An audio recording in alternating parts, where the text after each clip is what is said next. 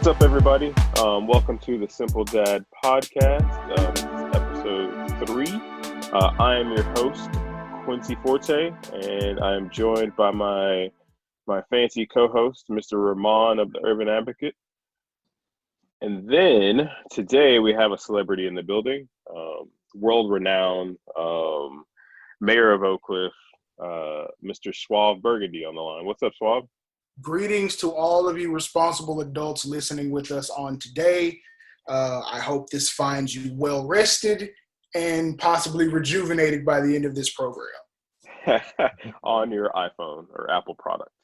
Hopefully. So on that, y'all not gonna gang up on me tonight. No gang activity. It's just, good quality factual data. We are adults. We don't gangbang. You're not going to tag me tonight. Entirely too old for that. So what's up, CJ? Remon. So how's life been? I finally got out in these streets for a little bit this past week or whatever. How was it? It was pretty surreal. Cause it's been kind of like the longest I had been out the house in the past month and a half or so. So finally getting out and having to put on a mask and everything and seeing everybody else is like, yeah, it's a little weird. It's a little weird out in the streets. So what about you, Suave? What's been up? How's life been? Not much different than how it's been, before. I think I was telling Ramon not that long ago, like social distancing is just the name for how I was living before all this started. Like I interact with people only as necessary. I order stuff online. I'm curbside. I'm delivery. Like it's not that different, except the fact that you got to watch out for all these other people when you start moving, and now the masks are mandatory. So you just gotta move a little different, because us with mask on, that's not exactly the recipe for success. Right. No, and it's funny. So, I guess it's kind of the same for me. Like I'm used to like kind of in my neighborhood, going out and like I'm just interacting with people. And so like the people at like Chick-fil-A or Tum Tum, they all know who I am. They're like, hey, you get a different level of service. Right. And so not being able to, or not wanting to run to the store back and forth, and kind of have that interaction, be like, oh yeah, I'm back again. What's up? It's my second time here today. Is the only kind of change. But like y'all, I'm kind of a recluse anyway. Amazon's my best friend. Like they're always in the neighborhood dropping off packages. Right. I grew up shopping in bulk, so it was like, okay, I know how to hit Sam's. Or I had already hit and done my monthly shopping before everything started shutting down, so it helped a lot to where everybody started panicking and they started hitting the warehouse stores and cleaning them out. I had already kind of done what I was going to do for the month, so it was like, oh, I see. Still, a lot of you people weren't taught. Yeah. And like for me, I guess the biggest difference is, I'm a homebody anyway, and I'm kind of a loner. So, but I guess the biggest difference for me is because like of the work that I do in the field that I'm in, I have to get out and be social. And I guess there's a difference between, kind of like staying in because I don't want to go anywhere and staying in because I can't go anywhere. Right. So when I actually feel like getting out and being social, now I can't because everybody's at home. So, okay, so let's talk about this mask thing real quick. Yeah. Both of y'all wear masks when y'all are out? I've adopted it's become law. Yeah. Oh, because you're in Dallas, right? No, I'm out in far Arlington. Okay. So technically, there's still people out here that don't have masks on. Like they're just still moving around. But like Dallas County, you got to keep one in the car like everything else, just in case, because you don't know where you're gonna end up. Yeah. Like I put mine on when I go inside certain places. Like I went to the gas station earlier today. Like, you know what I'm saying? And I just put my mask on then. But then, when I go in places where I'm gonna be by myself, like I went to the office today, there's nobody there, so there's no point in wearing a mask. All right, so for me, I kind of have a differing opinion. Like for me, like, again, we talked about this before. I have this thing to where I've always respected people's personal space and distance and boundaries. I don't walk up on nobody. I'm not a close talker. You know what I'm saying? Right. So I don't wear one, but it's just because I'm observing laws and rules that I've already put into place. I already put that distance. I don't lean over counters or any of that. Like, this is how you personally operate on a regular basis. The sneeze goal is there for a reason. Like, you step back. Thank you. And I'm not like breathing in with a mouth breather or none of that stuff. So I'm just like, I just kind of talk low, point my mouth at the ground to make sure no spit goes anywhere. Yeah. And so that's kind of where I'm at with it. Like, I haven't worn a mask. I'll take one with me, just in case. But I don't.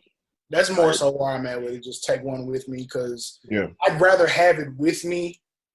I apply the same logic to masks that I apply to other inanimate objects. It's better to have it with me and on me in case I need it than to have left it at home and it not be within reach. Better to have it and not need it than need it and not have it. There it is, right there.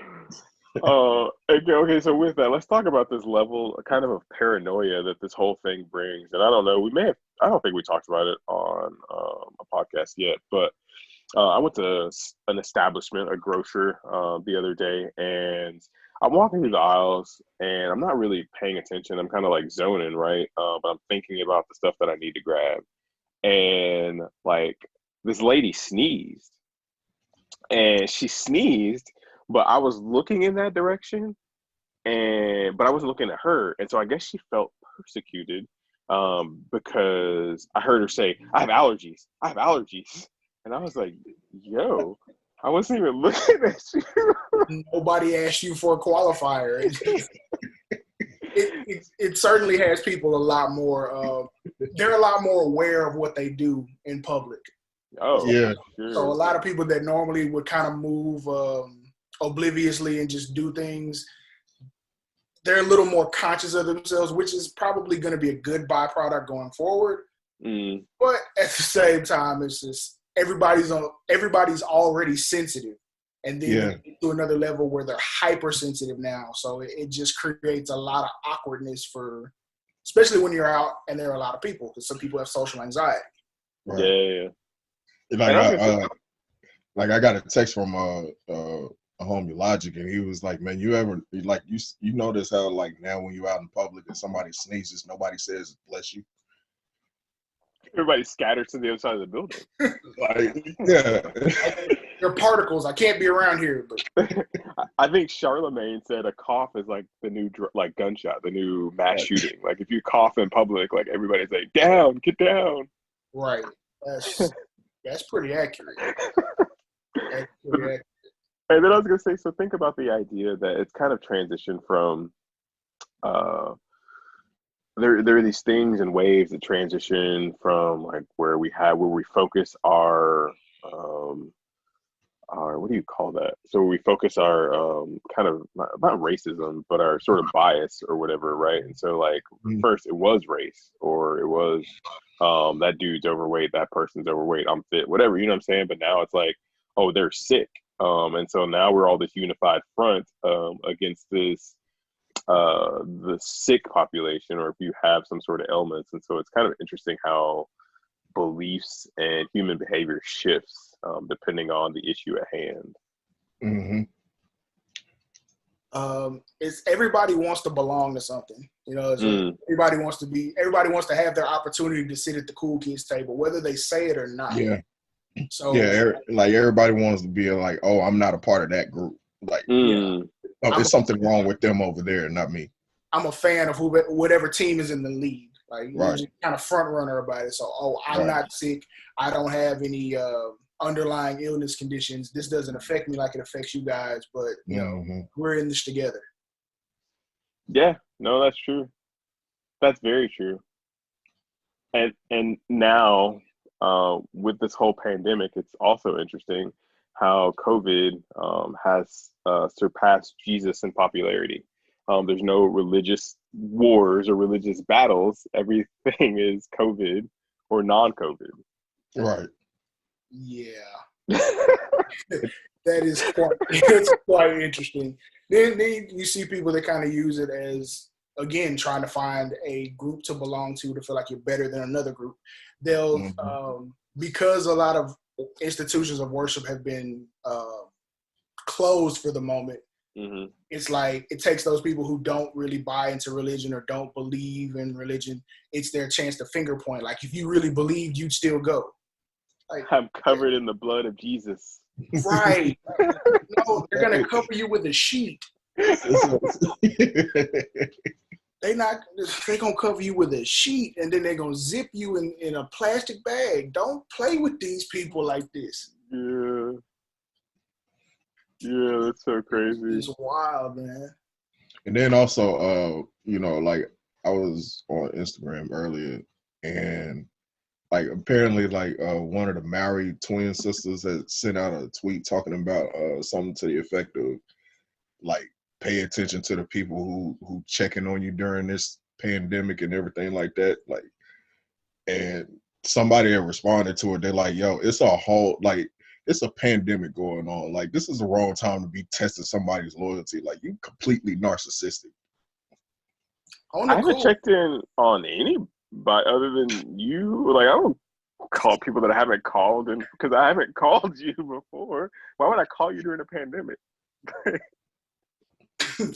It's like asking Ja Rule for answers. Let's find out what Ja thinks right now. Where's Ja? Where's Ja? We need answers. Like, yeah, that is some narcissistic stuff. Like, just check on social media for signs of activity. I mean, yeah, that's a little too self-absorbed to be like, man, pay attention to who's checking on you. Like, you don't know what they're dealing with because they may be checking on some of their elders who are not in the best position. Like, you got to chill. I think it's even more suspect that now, like, all these people are using this thing to be like, oh, now we need to have Zoom meetings, and now I need to check on my grandma, who, like, at first I was like not even worried about this. Right. Like, you ain't keeping in touch with your grandma before this? Like, right. Who raised you? Yeah. So it's just, you have no moral compass. And I'm one of those people that like I just randomly check in on people anyway. Like when I hear people, like when I get people that cross my mind, I'm like, yo, let me check in with them, see how they doing. But like, right. And I mean, and because I was doing that before, I'm doing that now. But it's just like, for you to sit there and expect somebody like, yo, the world don't revolve around you, yo. Yeah. And it doesn't seem so weird when you do it if you've always done it. But now you like, hey, hop on this Zoom call with 40 other people and let's talk over each other for 40 minutes. Because are you going to keep that same energy once things go back to air quotes normal? Are you still going to be trying to be unified and make sure you talk to your people on a regular basis? Are you going to video call once a week? Like, no. Everybody's going you panicking right now. You just panicking because things are a little weird where you are, and you're not comfortable being alone or comfortable being isolated. Right. So it's like you need human contact to function, which, I mean, it happens. It is what it is, but yeah, it's a little weird too. And Tinder ain't popping right now, so you can't find that quick companionship. Yo, I've heard people are doing like virtual dates now. No. You ever seen Demolition Man? Yes. Yes. That's where some of these people are heading. If you see Demolition Man, then you know exactly what I'm talking about. I think we're already there. We got fancy Taco Bells that they're building, and now we got a pandemic that causes you not to be able to have interaction. The only thing we're missing is cryo prison, which they may be on that because the virus. They got to freeze all these cryotherapy. So you know what? I need to go back and watch that movie just for kicks, man. And we got black dudes with blonde hair. That part. Watch Demolition Man, and then right after that, watch Idiocracy. And somewhere in the middle is right where we are right now. It's where we are right now, yeah. It's Young Thug eating Taco Bell. Yep. Oh, man. All right, so let's get into the topic for today. So, for those of you who don't know, I, Simple Dad, am a father of a 6-year-old boy and now a 3-month-old girl. And And Mr. Suave is the father of. Hey, I appreciate it. Your daughter is 4 now, right? She is 3. She'll be 4 at the end of August. Okay, so almost a 4-year-old girl.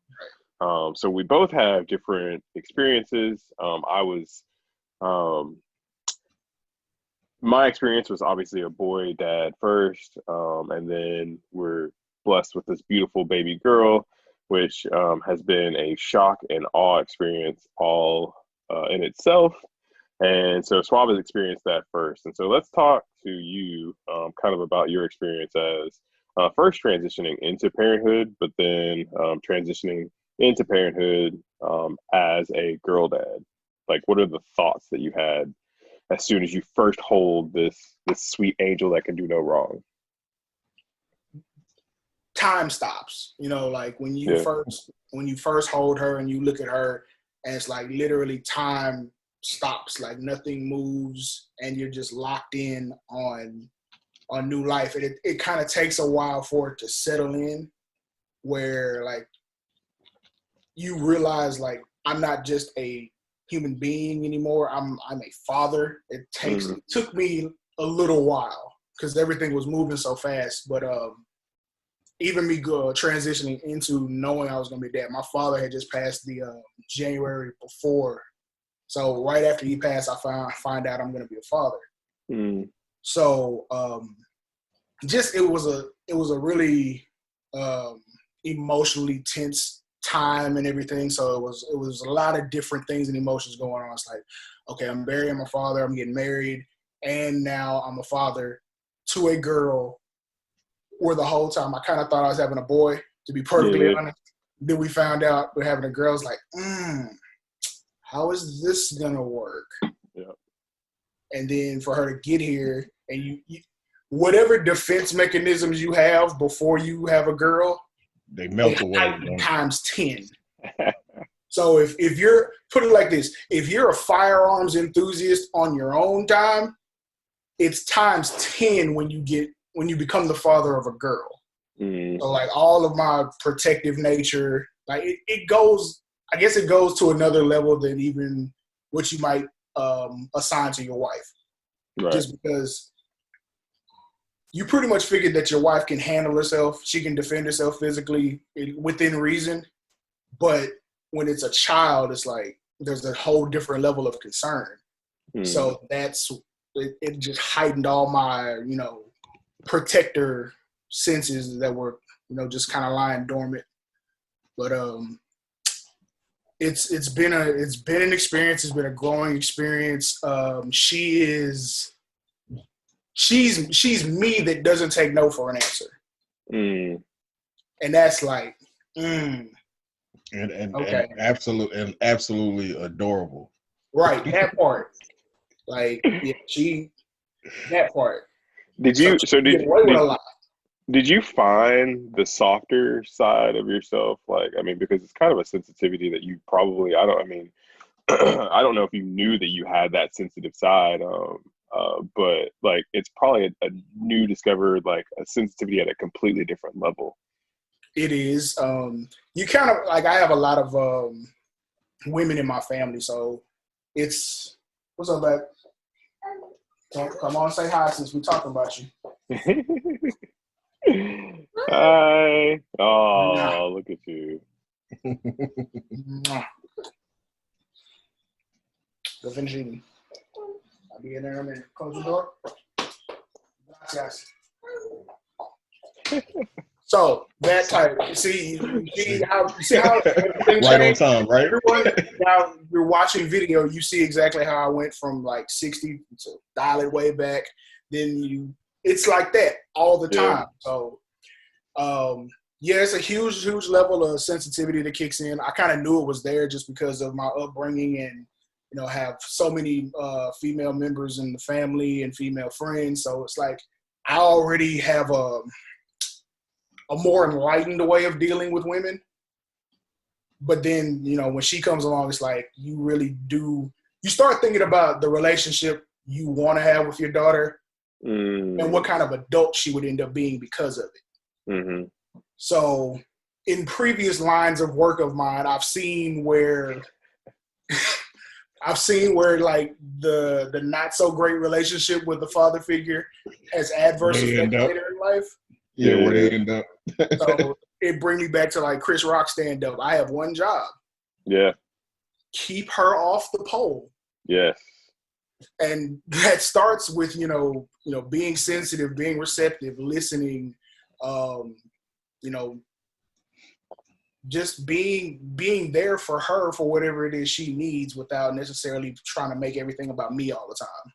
Yeah, and I'm sure that's that's an adjustment, especially for you know us as males. Is like it's important not only to be there physically, but you have to be there mentally and emotionally in a way that you possibly wouldn't be there for or wouldn't consider with a boy, right?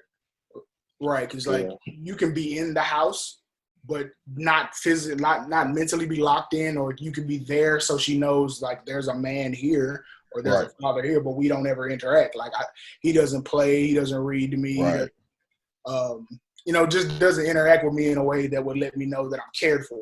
right. And I had the luxury of basically, really, this is my second quarantine. Like when she was born, I quarantined with her essentially for the first 2 years. Yeah.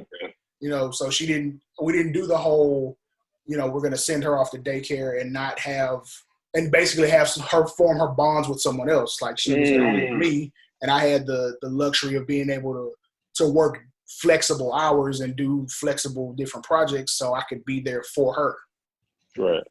So, No, that's what I'm saying. So for me, it's kind of like I had obviously I had the boy first, and so he I didn't know, like it was obviously I didn't know what I was doing, but the the pivotal moments for me are like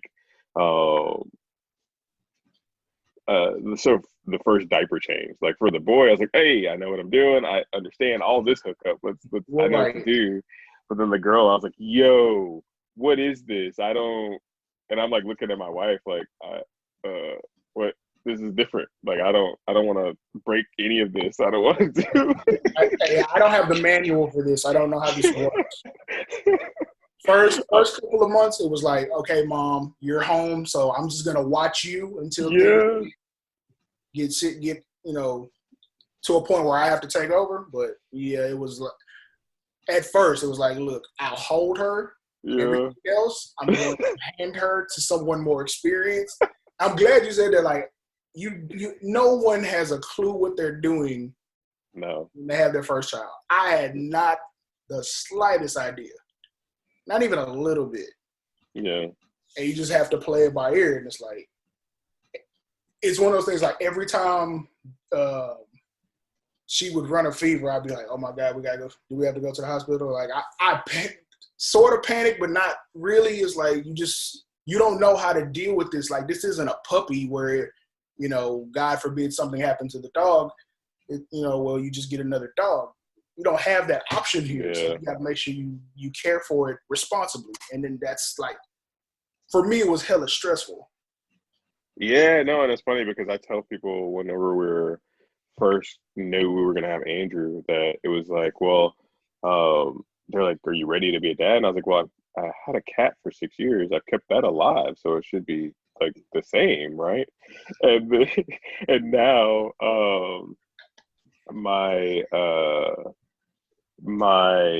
perspective is 6 years later, like they're like, you ready to be a dad? I was like, hey, I kept this other one up. He's good. Like he's still kicking. So like the second one should be easy, but there's a lot that I forgot on the first go round because it's been 6 years. And so now I feel like I'm more present in this experience now on the second kid. And maybe it's because it's a different experience because it's a boy first and then a girl, or maybe it's just second kid thing and I'm in a different place mentally. And so it's just been interesting. So what are the things, I guess, that you hope, or I guess kind of the lessons that you and your wife are instilling and implementing as a girl dad, right? So you talked about not wanting her to end up in a place that's undesirable. Like, so what kind of things or lessons, or how are you teaching her in that sense? It has a lot to do with atmosphere and environment. You don't necessarily take her places that you feel like might compromise her idea of what's right or wrong. And it's just, you have to do better as a person. Like you gotta do growing up if you're not actually grown up all the way already, which, to be honest, none of us are. You still have growing up to do every day. When you lose the need to grow up, you probably lose the need to actually breathe. So it's just really helping her process her emotions is the biggest thing. Yep. You know what I'm saying? It's because you can talk to her, you can teach her words, you can expose her to different music, you can do all the things that make her culturally well-rounded. But the biggest thing is that when she starts to have her own emotions, her own feelings, you listen to them, you help her process them, then you explain what it is that she's feeling or what your interpretation of what she's feeling is. And then you talk to her about it so that she knows, one, there's an open line of communication. Two, whatever it is I'm feeling, whether it be fear, anger, happiness, sadness, that it's okay. And if I process it correctly, then it's totally normal. It's completely natural. So that's probably the biggest thing, rather than just saying like, oh, I taught her how to look both ways before crossing the street. Like, no specific rules or anything. Yeah. No. And then that's so funny. The other thing that I noticed that's changed for me, kind of especially, like, I mean, you think of like when you have kids, like you start to, the things that you expose yourself to, and you understand how that they put you in a positive or a negative mindset. Like, I mean, as soon as we had kids, it's like we're watching Bubble Guppies and like all the kid shows. And so now I used to be a horror film buff, right? And so now I'm like, that's all that blood really need to happen. Like you start, you get more sensitive to kind of those things. Right. And especially in music, like, because like I'm like like I used to be able to listen, like, I mean, like Lil Wayne, All the Girls in the World, like the Cash Money, All the Girls in the World, and like all those songs. And kind of how they put women in that light or whatever. But now I'm just like, man, like that's not even, like, now that I have a daughter, especially, I'm like, that's not really the move or whatever. I mean, maybe it's age, and experience, but I think it's partially age, and then is because you don't listen to music the same as you get older, and you don't watch like movies and TV the same as you get older. But then it's also like, I have this extra pair of eyes and ears that I have to be protective over. So that's just kind of like adds to it. Right. Then it becomes a thing where, if you have that extra set of eyes and ears, like you can either choose to tone down whatever it is you're taking in, or be prepared to do a whole lot of explaining. Yeah. So you'd rather, you temper it based on that. Like, my wife and I like shoot 'em up movies. We like John Wick, but I'm not gonna. We play Mortal Kombat. We play each other in Mortal Kombat all the time. I'm not gonna do that in front of her because, one, there's explaining to do that has to process. Like, you can give her the information, then it has to process, and then she has to accept it. You don't know how many days and nights and/or bad dreams are gonna happen between that, just because of whatever the content was, because she saw it and it stuck and it made an impression. Yeah. So yeah, you just you get more discerning about whatever content you're gonna indulge in when she's around.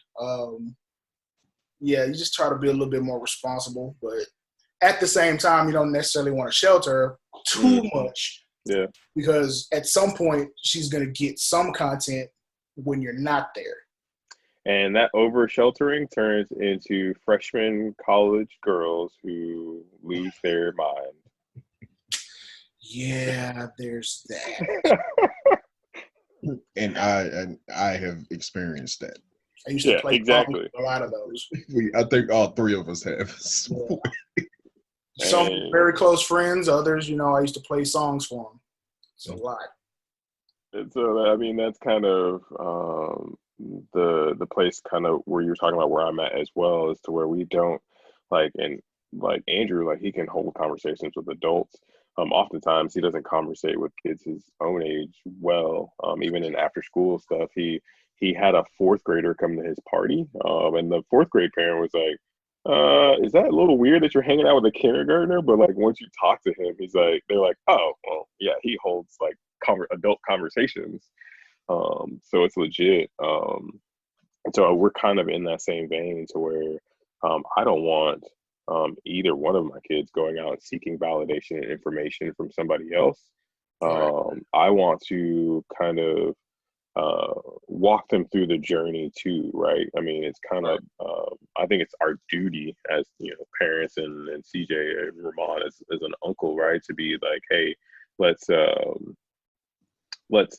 guide them through these experiences and through these transitions in life, rather than sit them down next in front of a video console 2 rooms over while we selfishly indulge in whatever we want to, just because we don't want to be bothered, right? So, right. Yep. And luckily, I got to do a lot of that as an uncle before I did it as a dad. Mm-hmm. My niece is 12 now, so she was stuck to me the same way like my daughter is now. Like they're spitting images of one another, so I got a chance to not necessarily practice, but in a way practice, because it's not the 24-hour grind that being a dad is. Like being an uncle is like, hey, you can pop up, make everything good. We can go hit the drive-through, or we can go get whatever it is you want to eat. I can do all the cool stuff, bring you back home, kick it for a little bit, and then I get to leave and go be that part. Yeah, get to be unattached. When you're dad, it's like it's dad from whenever she wakes up, morning daddy, time for some cereal, until she's fighting like Anderson Silva, trying not to go to sleep. Right. So All right, cool. So I think we only got a little bit of time left for this, so I think we can go ahead and wrap.